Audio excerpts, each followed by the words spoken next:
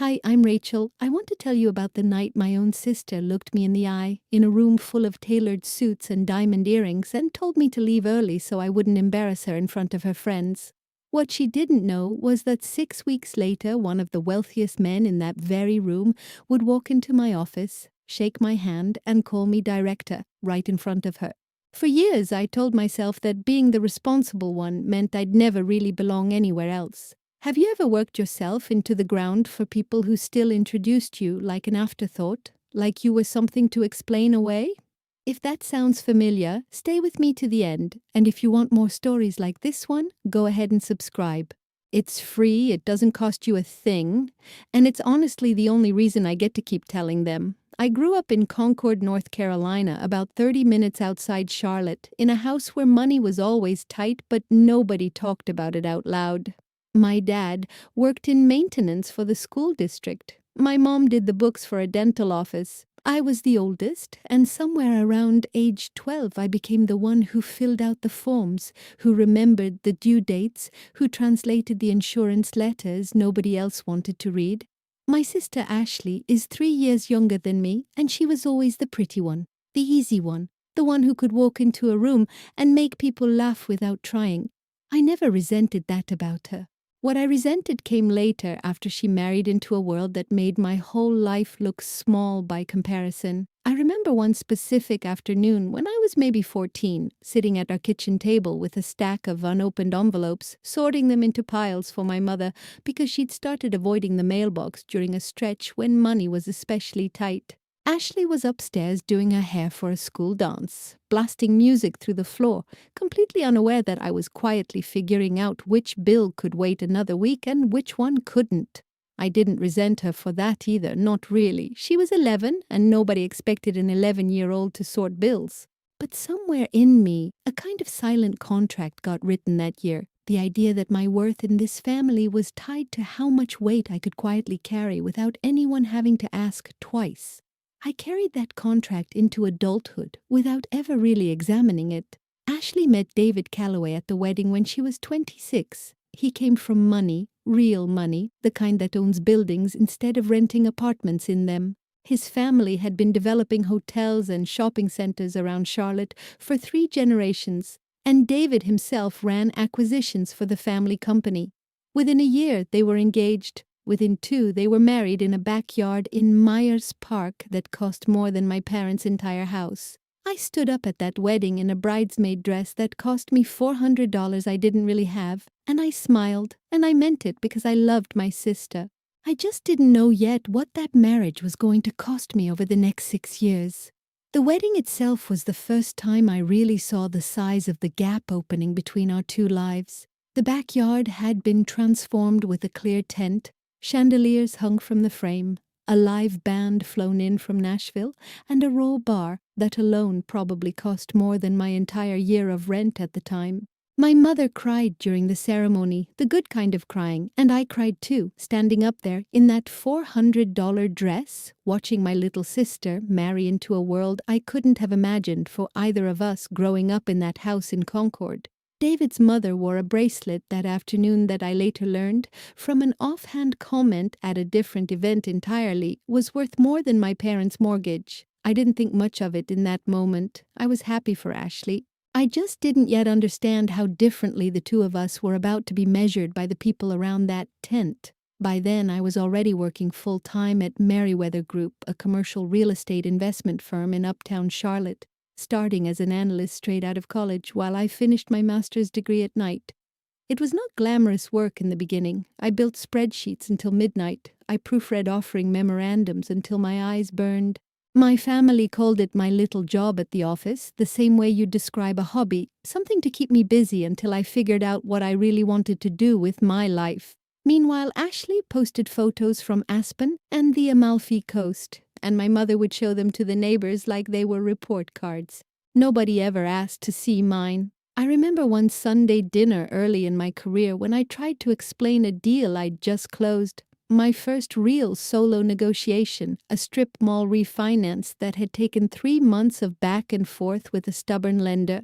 I got maybe 2 sentences in before my father asked, not unkindly, just genuinely, So is that like being a realtor? And my mother changed the subject to whether Ashley and David had picked a wedding date, yet before I could even finish answering.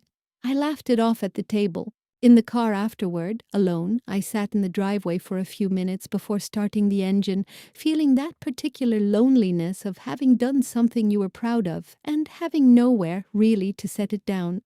The first time Ashley asked me to stay away from her friends, she didn't say it like that. She called it something softer. She said, "Rachel, these are David's business partners. It's a whole different world. You don't have to feel like you need to come." I remember standing in my kitchen holding the phone, feeling something cold settle in my chest, because I understood exactly what she meant, even though she never said the actual words. She meant I wasn't polished enough. She meant my car, a used Honda with 110,000 miles on it, would look wrong parked next to the German sedans in David's parents' circular driveway. I asked her carefully, trying to keep my voice light, whether she was embarrassed of me, and she got quiet for a second before saying, "No, of course not. Don't be dramatic. It's just easier this way." Like ease was a neutral thing, like there was no cost attached to being the sister who made things easier by simply not showing up. I hung up the phone and sat on my kitchen floor for a while, back against the cabinets, running my thumb along a chip in the linoleum I kept meaning to fix. I didn't cry that night. I remember being almost proud of that, like not crying was its own small victory, proof that her words hadn't actually landed anywhere important. It took me years to understand that not crying wasn't strength. It was just the first layer of a habit I was building, the habit of absorbing things quietly, so nobody else would have to feel uncomfortable about them. I said, "Okay." I always said, "Okay," because that is what the responsible daughter does. She absorbs things quietly so the rest of the family doesn't have to feel the weight of them. But it kept happening. A holiday party I heard about after the fact, through a photo online. A milestone anniversary dinner where I got a text 2 days before saying it was mostly work people, David's people, maybe next time. Each time the explanation was smaller and vaguer than the last, and each time I told myself it wasn't personal, it was just circumstance, it was just timing, until the pattern became too obvious to keep explaining away with excuses that never quite fit. By the time Ashley and David had been married 3 years, their world had its own permanent scenery, and I noticed it the way you notice weather. There was the lake house on Lake Norman, where the extended family now spent the 4th of July, instead of my parents' backyard with the plastic pool. There was David's mother's collection of tennis bracelets, one for every anniversary, that Ashley had started wearing herself on special occasions. There was the matty black Range Rover that replaced Ashley's old Jeep the year after the wedding, parked next to David's Porsche in a garage bigger than my studio apartment. I want to be clear, none of that ever made me want what she had. What I wanted was simpler and somehow harder to get, just to be let into the rooms where that scenery existed, even once, without being managed at the door like something that might not match the furniture. What made it worse was that I was never actually absent from the family. I was the one who drove 2 hours after a full day at the office when my dad's blood pressure spiked and my mom panicked in the emergency room parking lot. I was the one who quietly paid the difference when my parents' roof needed replacing and their savings came up $11,000 short. Ashley sent a fruit basket that year, a nice one, from a boutique shop in her neighborhood. Nobody in my family ever said thank you for the roof out loud. Not really, not in a way that acknowledged what it meant. It just became one more thing I did, like it was simply my role, my function, not a sacrifice worth noticing. I remember standing in my parents' garage the week after I wired the money for the roof, watching my dad run his hand along the new shingles like he still couldn't quite believe they were there, and feeling a strange mix of pride and exhaustion settle into my shoulders at the same time. My phone buzzed while I stood there. It was Ashley, texting from a spa day with David's sisters, asking if I'd seen the new getaway they were planning to Aspen for New Year's, complete with a link to the rental listing. 6 bedrooms, a private chef, $4,000 a night. I typed back that it looked amazing because it did, and because there was no version of that conversation where I could say, "Actually, I just spent $11,000 keeping our parents' house from leaking," without it landing as some kind of accusation neither of us was ready to have out loud. I want to be honest with you. I'm not telling you this story because I think I'm a saint. I made my peace with paying more than my share a long time ago because I loved my parents and I could afford it, and Ashley genuinely couldn't, not with the way David's family structured things around him. What I never made peace with was being hidden, being the sister nobody quite knew how to introduce. Being told, gently, sweetly, over and over, that I should keep my distance from a world I was apparently only good enough to fund from the outside, never to actually stand inside of, not even for one evening among people who would forget my name by morning anyway. The next few years the pattern only sharpened. Family dinners started splitting into two conversations at the table, one about David's new resort project in the mountains, wine pairings, private school tours for the niece and nephew, and another quieter one where I sat with my mother talking about coupon codes for prescriptions. Nobody meant it as cruelty exactly. It was just how the gravity of the room worked now, pulled toward Ashley's life because it sparkled, and mine simply didn't, at least not in a way anyone at that table understood how to see. I started dreading Sunday dinners the way you dread a dentist appointment, necessary, a little painful, over before real damage gets done. There was a Thanksgiving, my third year at Merriweather, when Ashley's mother-in-law hosted at their house in Myers Park for the first time, and my parents were actually invited, which felt like progress until I found out I wasn't. Ashley called to explain that the guest list was tight, that it was mostly David's extended family this round, that she'd make it up to me at Christmas. I sat alone in my apartment that night, eating leftover Chinese food from a container, watching my parents' Instagram photos come in from a house with a chandelier the size of my kitchen table, and I felt something in me go quiet in a way that scared me more than crying would have. Christmas that same year followed almost the exact same shape. Ashley called in early December, cheerful, already halfway into planning, to say that David's family had a tradition of a small, intimate Christmas Eve at his parents' house, and that Christmas Day itself would be ours, the real family day. Don't worry, nothing's changing there. What actually happened was that Christmas Day shrank a little more each year after that, first losing the sit-down dinner to a brunch because Ashley and David had another obligation that evening, then losing the whole afternoon the following year to a ski trip that got scheduled straight through the holiday. I stopped expecting the day to look like it used to. I just started showing up for whatever was left of it, quietly. The way I'd learned to show up for everything else, grateful for scraps of time I used to think were simply mine by right.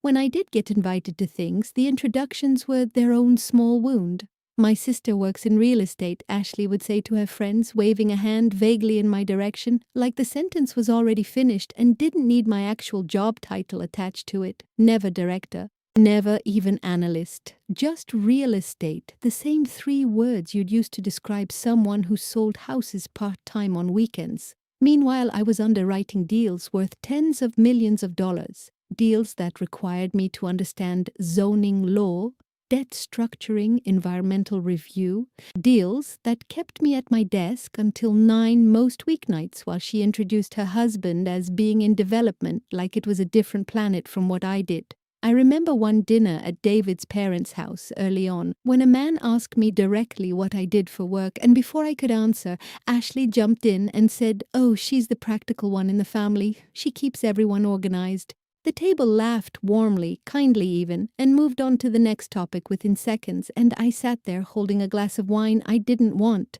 smiling the way you smile when you've decided a fight isn't worth having in that particular room. I told myself it was fine.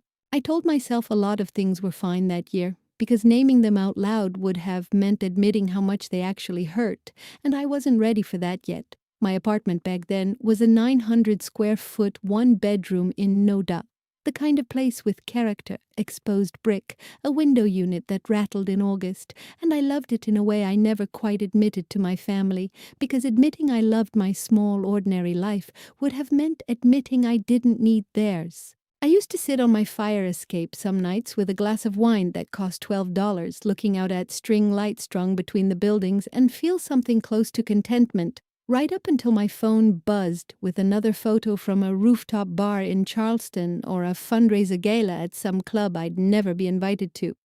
It wasn't envy exactly. It was more like standing outside a window during a party, able to see clearly that the room was warm and lit and full of laughter, and still somehow never quite finding the door. If you're watching this and you've ever swallowed something like that, a comment that technically wasn't an insult but landed like one anyway, go ahead and drop a comment below telling me where you're watching from.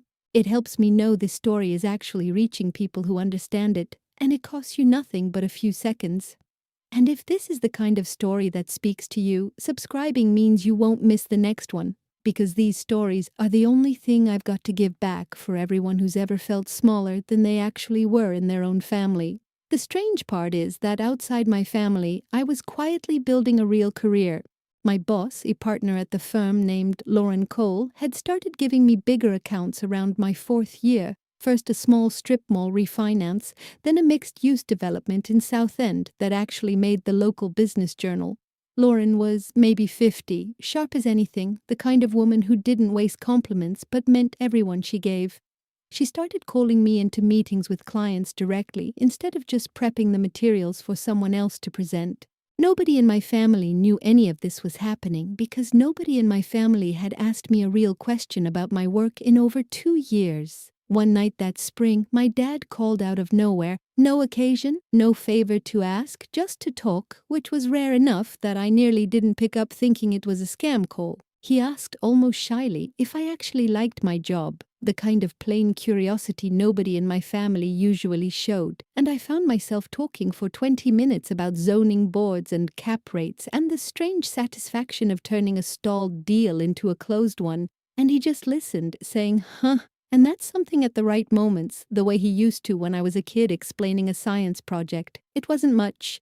But driving to work the next morning, I realized it was the first real conversation about my career I'd had with anyone in my family in longer than I could remember, and I held on to it for weeks. There's a particular kind of loneliness in being good at something nobody around you values. I would come home from closing a deal that took 8 months of grinding negotiation, genuinely proud, wanting to tell someone, and the person on the other end of the phone would ask about it for maybe 90 seconds before pivoting to David's new boat or Ashley's kitchen renovation. I don't say that with bitterness anymore, or at least I try not to. I say it because I think a lot of people carry accomplishments nobody in their life ever really celebrates, and you learn to celebrate quietly, alone, in your car, in a parking garage, because that's the only stage available to you. By my 5th year at Merriweather, I'd been promoted twice, and Lauren had started mentoring me in a way that felt different from just management. She'd pull me into her office after a good meeting and say, "You don't perform for the room, Rachel. You perform for the numbers, and someday the room catches up to the numbers whether it wants to or not." I didn't fully believe her at the time. I thought maybe some rooms never catch up, no matter how good the numbers get. I thought maybe my family's room was one of those, permanently arranged around Ashley's version of success, with me standing somewhere just outside the frame, useful but unseen. The Southend project that first earned Lauren's real trust in me was a mixed-use development replacing an old textile warehouse, exposed brick and steel beams the developers wanted to preserve, and I spent 3 straight weeks that spring living inside spreadsheets and zoning documents, ordering the same turkey sandwich from the deli downstairs. So often the woman behind the counter started making it before I finished asking. I remember the night we finalized the debt structure, sitting in the office at 9:30 with Lauren, the whole floor dark except our 2 desks, the Charlotte skyline lit up outside the window, and Lauren looking over the model one last time before saying, "This is clean work, Rachel, genuinely clean." And something in my chest loosened that I hadn't realized was clenched. Nobody in my family ever saw that skyline with me. I had started to make my peace with being the only witness to my own best work. Ashley, around that same time, joined a tennis league at Somerset Hills and started a book club with women from the neighborhood that met monthly to drink expensive wine and half-read whatever novel was trending that season. I know because she posted about both constantly. Courtside photos in tennis whites, flat lays of glossy hardcovers next to charcuterie boards. I don't say that to mock her life. She was allowed to enjoy what she'd built the same way I was allowed to enjoy mine, even if mine looked like takeout containers and spreadsheets at midnight. What bothered me wasn't that our lives looked different. It was that only one of those lives ever got treated by our own family as the one worth talking about at dinner. Then Ashley announced her 5-year anniversary party, and everything that had been simmering quietly for years finally came to a full boil in a single unbearable evening. She called it an anniversary celebration, but really it was David's father's 60th birthday combined with their 5-year vow renewal, hosted at Somerset Hills Country Club on the north side of Myers Park, the kind of place with a wait list for membership that outlasts most marriages. Ashley spent 4 months planning it. I know because she posted the planning process in real time. Mood boards, cake tastings, a florist flown in from Savannah.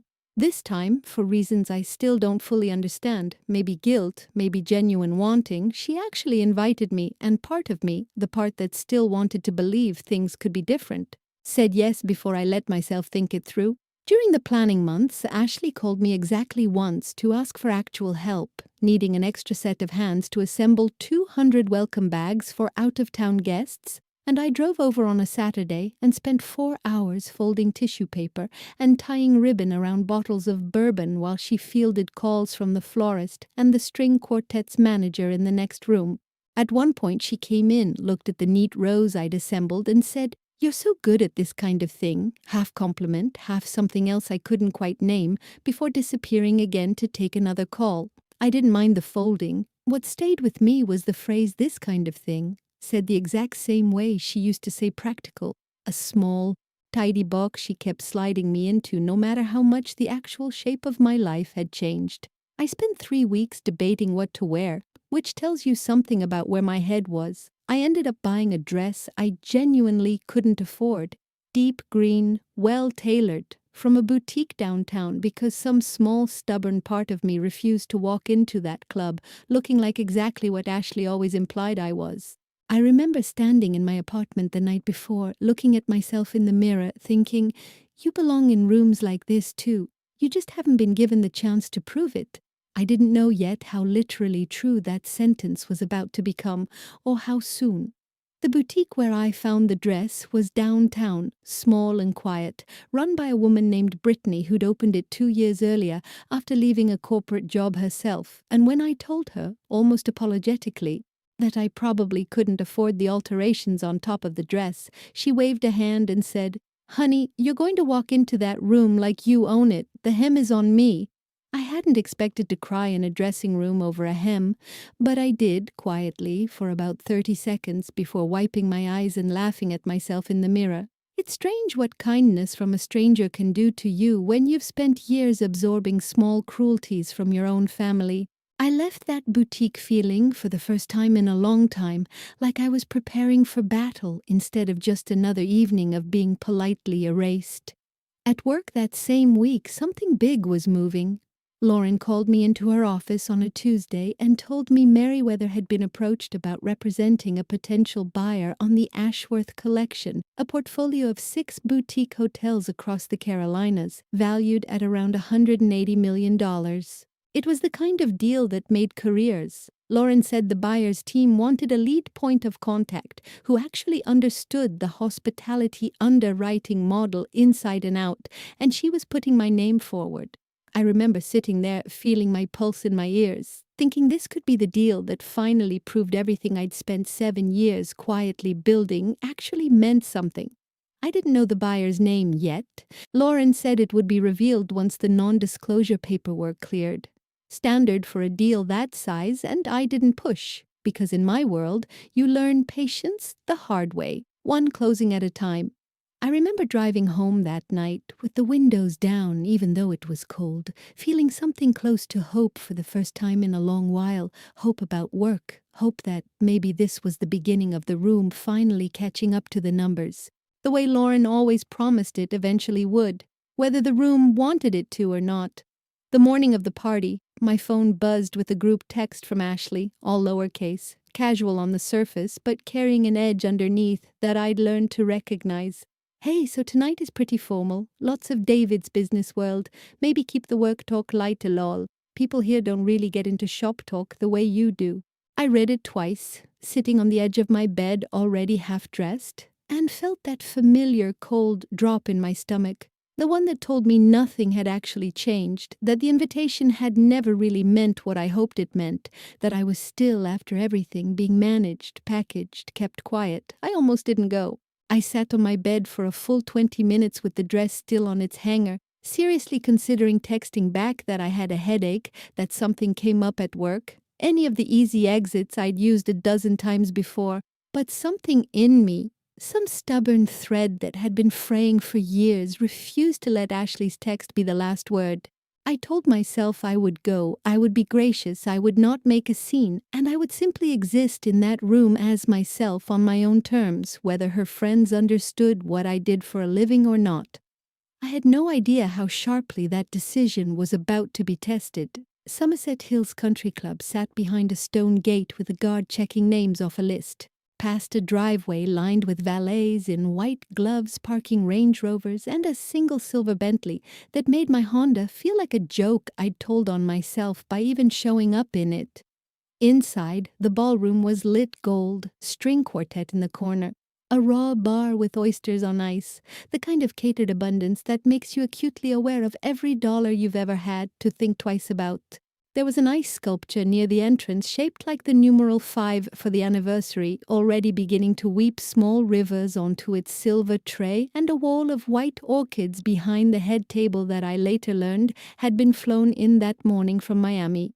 A photographer moved through the crowd discreetly, the kind hired specifically not to be noticed until you saw the proofs weeks later, and a coat check attendant took my thin wool coat with a polite nod that made me acutely aware it probably cost less than the tip jar beside her. I stood near the entrance for a moment, just breathing it in, the gold light, the hum of low, expensive conversation, telling myself, quietly, that I had every right to be standing there, even as some old familiar part of me waited for someone to ask why. I found Ashley near the entrance in a champagne-colored gown, laughing with a cluster of women I didn't recognize, and when she saw me, her smile flickered just for a second before she recovered it. She introduced me to the group as my sister, Rachel. She's in real estate too, actually, which was, I'll admit, slightly more than I'd gotten before, and for one foolish moment I let myself hope the evening might go differently than the ones before it. A woman named Chloe asked what firm I was with, and before I could answer with the word director attached to my name for the first time in front of any of them, Ashley cut in smoothly and said, "Oh, it's a smaller local shop, nothing like what David's family does," and the conversation dissolved into talk of a resort opening in the mountains before I'd even finished forming my sentence. A few minutes later, David's mother approached to say hello. Warm in the practiced way of someone who has hosted 1,000 parties, and asked what I did for work before Ashley could intercept the question this time. I told her clearly I'm a director at a commercial real estate investment firm downtown, and watched her eyebrows lift slightly, genuine interest flickering across her face for just a moment. "Oh, how interesting," she said. "We should talk sometime." David's always looking for sharp people on the acquisition side, and for one brief hopeful second, I thought maybe the evening might actually crack open into something different. Then Ashley reappeared at her elbow with a fresh glass of wine and steered the conversation smoothly toward the string quartet's next set, and the moment closed as quickly as it had opened. I want you to understand something about moments like that. They don't feel like a slap. They feel like a paper cut, small, precise, and somehow worse because everyone around you is smiling while it happens, and you're the only one who clocks the sting. I stood there holding a glass of champagne I didn't taste, watching my sister redirect an entire room away from the one true thing I might have said about myself, and I understood, with a clarity that almost felt peaceful, that this had never been an accident. This was a pattern with a purpose, whether Ashley admitted it to herself or not, and the purpose was keeping me small enough to fit into the shape she needed me to occupy. If any part of tonight's story is landing for you the way I think it might, this is usually the point where I ask you to hit that subscribe button, because the middle of a story like this is exactly where a lot of people give up on themselves too. I didn't give up that night, and I'm about to tell you why, but subscribing costs you nothing, and it tells me these stories are actually reaching the people who need to hear that it gets better. It always helps more than you'd think. Dinner was seated, and somehow, whether by accident or design, I ended up at a table near the back. close to the kitchen doors next to an elderly aunt of David's who fell asleep somewhere between the salad and the entree. Ashley sat at the head table with David, his parents, and a rotating cast of what I can only describe as Charlotte's quietest, most expensively dressed people, men in perfectly cut suits who spoke in low voices about deals and boards and second homes in a way that made it clear this world ran on connections I had spent my whole career trying to earn from the outside in, one underwriting model at a time. Around 8:30 my phone buzzed in my clutch, and I felt it before I even looked. That particular vibration pattern I'd set for anything from Lauren. I stepped just outside the ballroom doors into the hallway to check it, and my stomach dropped in the good way this time, the way that means something enormous is happening. Lauren had texted that the Ashworth Collection buyer wanted to move the closing timeline up by 2 weeks and needed our full underwriting package finalized by end of day Monday, and that the buyer specifically wanted the lead analyst, meaning me, on a call first thing in the morning to walk through valuation assumptions personally. I stood in that marble hallway with my heart racing, typing back a quick confirmation, feeling for the first time all night like myself again. Like the version of me that mattered somewhere, even if it wasn't in that ballroom. I slipped my phone back into my clutch and turned to go back inside, and that's when I saw Ashley standing a few feet away near the coat check, arms crossed, watching me with an expression I recognized instantly, the same tight, apologetic, embarrassed look she used to get in high school right before she asked me to wait in the car so her friends wouldn't see who'd driven her. "Rachel?" she said, low enough that only I could hear, but sharp enough that it cut anyway. "Can you please not be on your phone in the middle of David's dad's party? People are going to think you don't want to be here." I told her it was work, something urgent, a deal closing.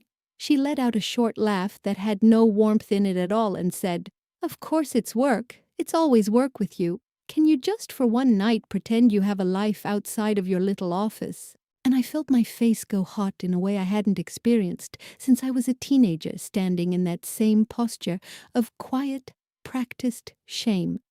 I didn't argue. I want you to know that. Because I think it matters. I didn't raise my voice. I didn't make a scene. I didn't even really defend myself beyond a quiet, "It's actually a big deal, Ash." She waved a hand and said something about how everyone has a big deal. David closes bigger deals before breakfast, and she turned and walked back toward the ballroom without waiting to see how her words landed, the way people do when they've said something like that so many times before that they no longer expect it to leave a mark. This time, it left more than a mark. This time, something in me finally, quietly, permanently closed a door. Before I found my mother to say goodnight, I ducked into the club's marble bathroom and stood at the sink for a moment, gripping the edge of it, looking at my own reflection under lighting so flattering it almost felt cruel given the circumstances. I did not cry. I want to be honest that some small, tired part of me wanted to. But instead, I just breathed, in for 4 counts, out for 4 counts, a trick a therapist had taught me 2 years earlier during a stretch when work stress had gotten bad enough that I'd finally, reluctantly, made an appointment.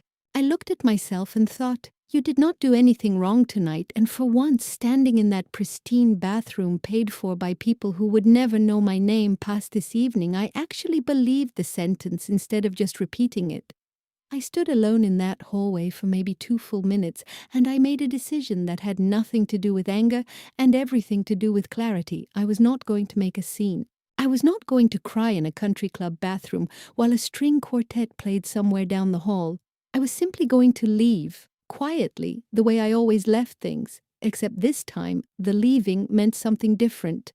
I walked back in just long enough to find my mother, kiss her cheek, tell her I had an early morning, and walk out through those same white-gloved valets without saying another word to my sister, who was already laughing again with her friends by the raw bar, as if the last 5 minutes had never happened at all. Driving home that night, I didn't cry either, which surprised me. I felt something steadier than sadness settle into my chest, something closer to resolve. I remember gripping the steering wheel at a red light on Providence Road, looking at my own reflection faintly in the windshield and thinking, this is the last time I shrink myself for a room that was never going to make space for me anyway. Not out of bitterness toward Ashley exactly, more like a quiet withdrawal of something I'd been offering for free for years, my patience, my hope, my willingness to keep proving myself to people who had already decided who I was a long time ago and weren't interested in updating the file. I didn't tell my family about the Ashworth deal moving up. I didn't tell them about the call scheduled for the next morning, or the fact that Lauren had personally recommended me to run point on a $180 million acquisition. I stopped explaining my work to people who had already decided it wasn't worth explaining. Instead, I went home, changed out of that green dress I'd bought with money I didn't really have, made myself a cup of tea, and reviewed the Ashworth underwriting model for 2 hours at my kitchen table, because that model, unlike my family, actually wanted my full attention, and for once I gave it freely without apologizing for the space it took up in my life. The call the next morning ran an hour and a half, and I was sharp, prepared, and completely in my element in a way I hadn't felt in months. The buyer's representative on the line, a man who introduced himself only as part of the principal's family office, asked detailed questions about occupancy trends, debt service coverage, capital expenditure reserves, and I answered every single one without hesitation, because I had lived inside those numbers for weeks. When the call ended, Lauren pulled me aside and said, "Whoever's family office that is, they were testing you and you passed with room to spare. They want an in-person walkthrough of the model next week, and they specifically asked for you by name." Over the following weeks, I threw myself into that deal in a way that felt less like ambition and more like coming home to a version of myself I'd been neglecting. I redrafted the offering summary twice. I flew to Raleigh for one site visit and drove to the coast for another, walking through boutique hotel lobbies with a clipboard, checking roof conditions and parking capacity and event space utilization, the unglamorous work nobody posts photos of, the work that actually decides whether $180 million is well spent or wasted. My family, as far as I know, had no idea any of this was happening. I had stopped narrating my life to people who only half listened. About 2 weeks into the Ashworth deal ramping up, my mother called on a Sunday to ask if I'd come to a family lunch honoring David's father's retirement from his firm's board, an event I hadn't even known was happening until that call.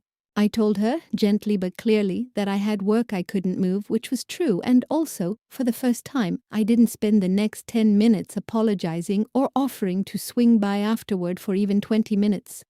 My mother went quiet for a second, clearly unused to that particular shape of no coming from me, before saying, "Okay, honey, I understand," in a tone that told me she didn't fully understand yet, but might be starting to. It was a small moment. It was also the first time in years I'd said no to my family without immediately trying to make the no smaller. There was a mini turning point around this time that I think about often. Lauren told me, almost offhand, that the buyer's principal had specifically requested that I present the final valuation summary in person rather than sending a junior associate, which almost never happened at that stage of a deal this size. She said, "In this business, when the principal wants you in the room, that means you're not support staff anymore. That means you're the deal."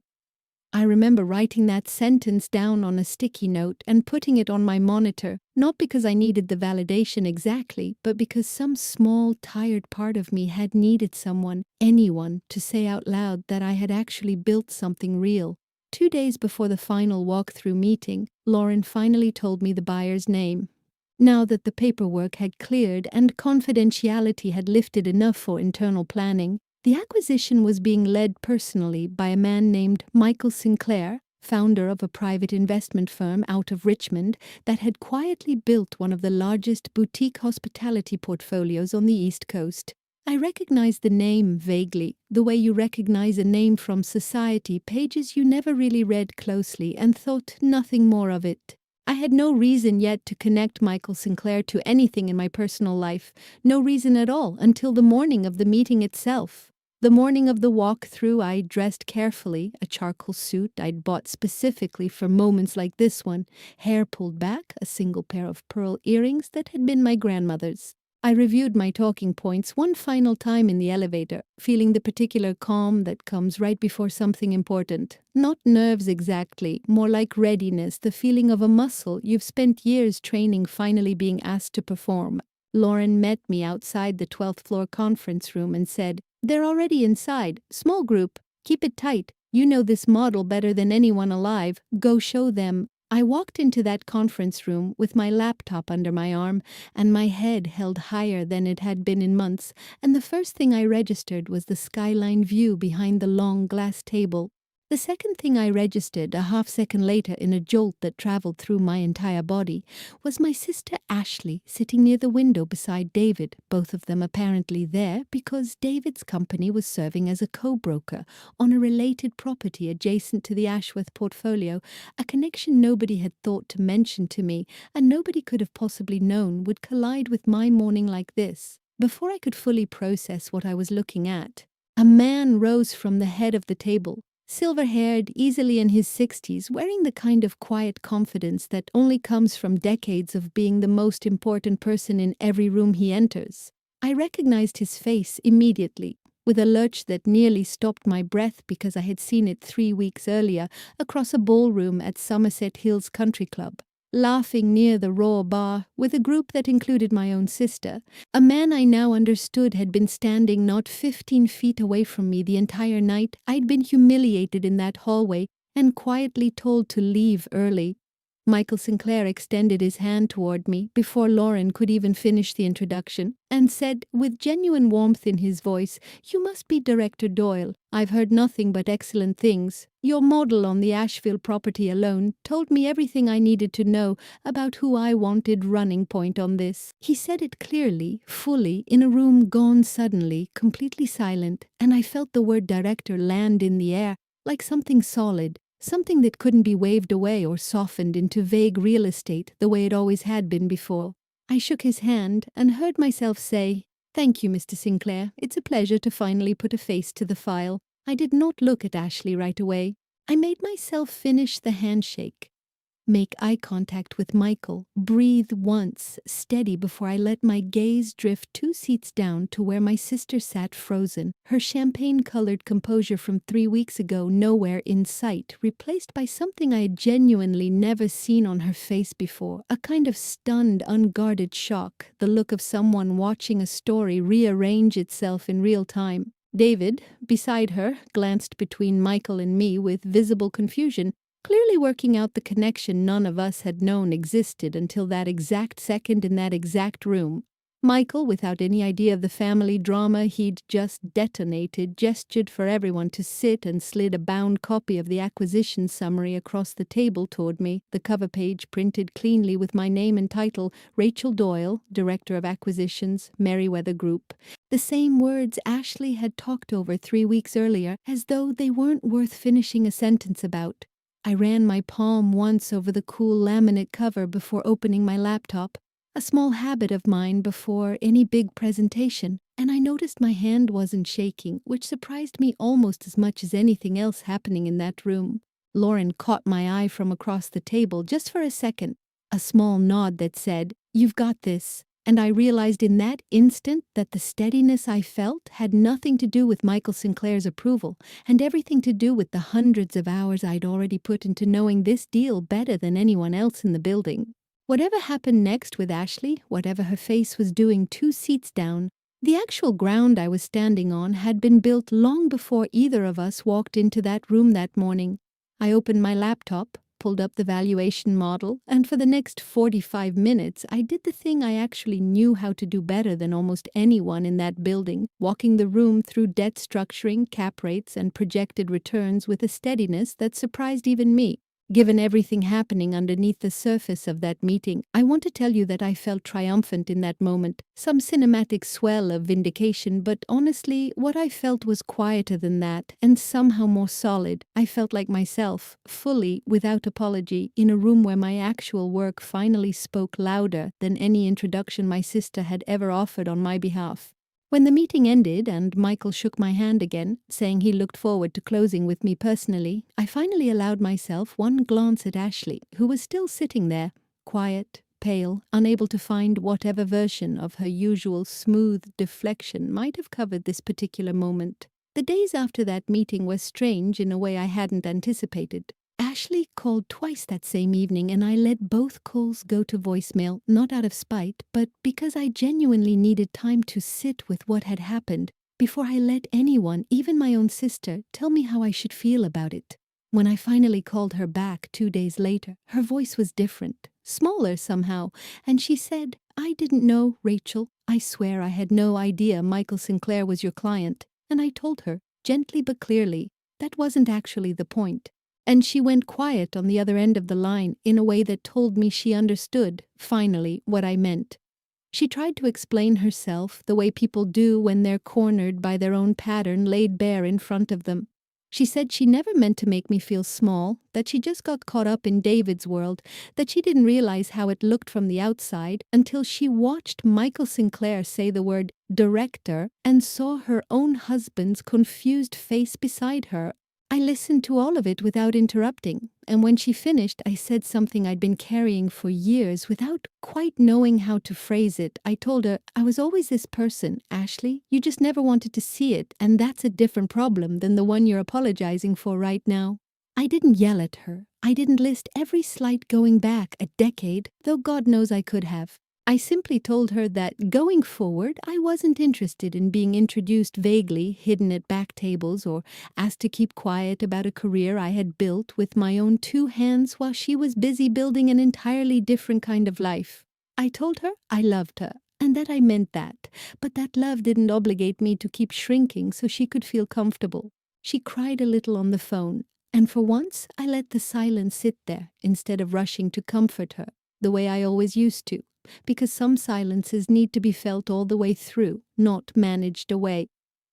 The Ashworth deal closed 6 weeks later on schedule at $182 million, slightly above the original ask, and Lauren made me a full equity partner at the firm that same quarter, the youngest partner in Merriweather's history. My parents came to the small celebration dinner the firm held, and for the first time in years I watched my father actually read my title off the little engraved nameplate they gave me, Rachel Doyle, partner, mouthing the words slowly like he was seeing them for the first time, which in a way he was because nobody had ever handed him the chance to read them clearly before. Ashley came to that dinner too. She sat near the back, quieter than I'd ever seen her at any family event. And afterward she pulled me aside and asked carefully if she could take me to lunch sometime. Just the 2 of us, no David, no friends from the club. We went 2 weeks later to a small place near my office, and she asked me real questions about my work for the first time in longer than I could remember, and actually listened to the answers instead of glancing at her phone or steering the conversation somewhere more comfortable for her. It wasn't a perfect repair. Some things don't repair perfectly, but it was honest, and honest was more than I'd had from her in years. At that lunch, Ashley asked me to actually explain what a cap rate was, sitting there with her salad going untouched, and I found myself walking her through it the way I would a junior analyst, and she listened, really listened, asking follow-up questions instead of glancing toward the door. At one point she put her fork down and said, "I think I've spent so long needing my life to look a certain way that I stopped noticing yours was actually the impressive one." And I didn't say anything right away because I wasn't ready to just hand that sentence back to her, wrapped in forgiveness. I said simply, "That means something, thank you for saying it," and left it there because some repairs need to be built slowly, one honest lunch at a time, not resolved in a single tidy conversation over salad. I want to be clear about something because I think it matters more than the satisfying part of this story. I didn't forgive Ashley because Michael Sinclair validated me in that conference room. I would have been exactly as worthy of respect if that meeting had never happened, if no rich client had ever walked in and said the right word at the right moment in front of the right people. What that meeting did was force my sister to see something that had been true the entire time, whether she looked at it or not. My worth was never dependent on her recognizing it. I only wish I hadn't spent so many years quietly waiting for permission to believe that myself. These days, family dinners look different. I still show up. I still help my parents when they need it because that's simply who I am, and I don't need Ashley's world to validate that instinct in me either. But I don't hide anymore, and I don't shrink my sentences down to fit whatever size someone else finds comfortable. When people ask what I do, I say it plainly now. I'm a partner at a real estate investment firm, and I let the sentence stand there, complete, without apologizing for the space it takes up in the conversation. It's a small thing, It changed everything about how I move through rooms that used to make me feel invisible. A few months later, at a regular Sunday dinner, this time at my parents' house, not some club, Ashley brought David along. And when her father-in-law's business partner happened to be visiting town and joined for coffee afterward, Ashley introduced me without hesitation. This is my sister, Rachel. She's a partner at Merriweather Group. She actually led the Ashworth acquisition you probably read about. It was such a small sentence. It took maybe 4 seconds to say.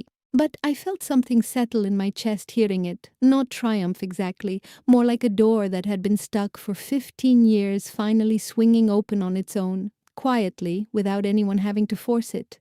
I didn't make a big deal of it. I just said thank you and asked the business partner a real question about his own work, and the conversation moved on naturally, the way conversations are supposed to move when nobody's managing anyone else's image for them anymore. If there's one thing I hope you take from tonight's story, it's this. You don't need someone else's recognition to know what you've actually built, but you also don't have to keep quietly accepting a smaller version of yourself just because it's easier for the people around you. I didn't need Michael Sinclair's handshake to know I was good at my job. I needed it to stop apologizing for taking up space in a room I had already earned a seat in a long time before he ever walked into it. I hope somewhere in this story, you found a piece of your own. If you've made it this far, thank you, genuinely, for spending this time with me and with Rachel's story tonight. These stories take real work to put together, and the only thing that keeps this channel going is people like you choosing to hit subscribe and stick around for the next one. It doesn't cost anything, and it means everything on this end. Wherever you're watching from, whatever room you've ever felt too small for, I hope you remember that you never needed their applause to know exactly what you were worth all along. I'll see you in the next story.